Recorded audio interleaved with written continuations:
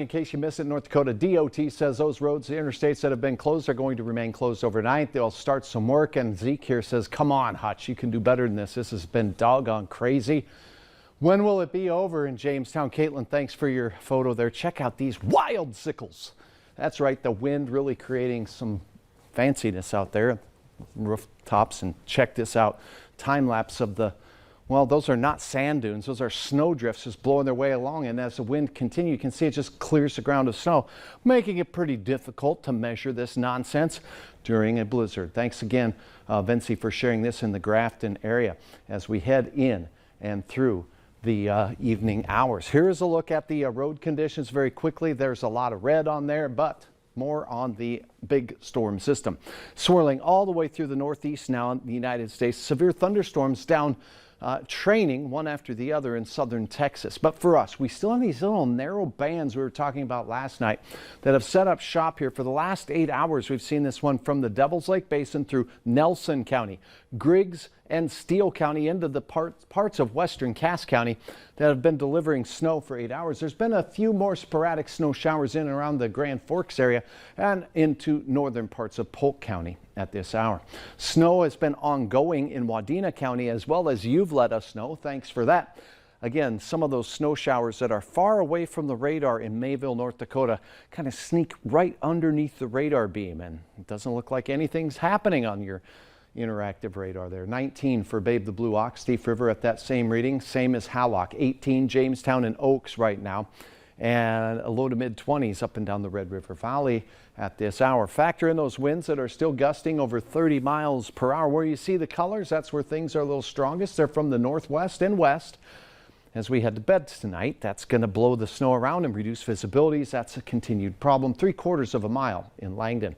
So the snow shower bands, as we showed you here, continue into the early overnight. The green arrows mean that as we head to bed tonight, we're going to have those gusty winds persist. But look at this. They kind of decrease. There's fewer greens and more blues. These are 15 to 25 mile per hour winds. That may help in letting our crews get a little bit more headway made on those roads for first thing in the morning. Teens to start your day, 20s in the afternoon. Snow showers along the international border in northern Minnesota. Snow showers along the South Dakota border as well, as we will enjoy mid to upper 20s, maybe a 30-degree reading here or there, but some sunshine will feel good.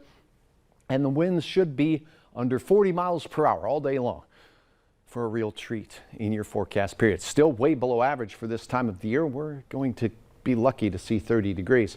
Some snow art taking place here in Buchanan. Lyle, thanks for sharing that. That wind really carving out those snowbanks. Now your planning forecast.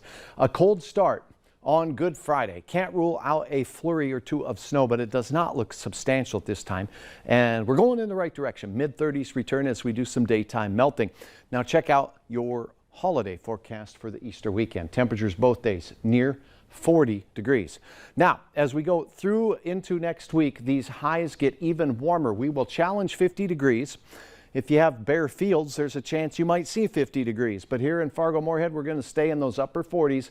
And by the time we get to the latter part of next week, we stay above freezing even into the nighttime hours, which means the melt continues for 24 hours a day. That should trigger the runoff into our streams, tributaries, and ditches. So we'll keep you up to date with what you can expect as we've undergone some moisture changes here in the valley over the last 36 hours. May still be a little while before our baseball and softball teams are hitting any fields, but right, we're getting there. The Minnesota Twins' first home game of the season against the Astros has been pushed back a day from Thursday to Friday because of weather there. On the bright side, we are getting a look, though, at the new lineup at the concession stand at Target Field.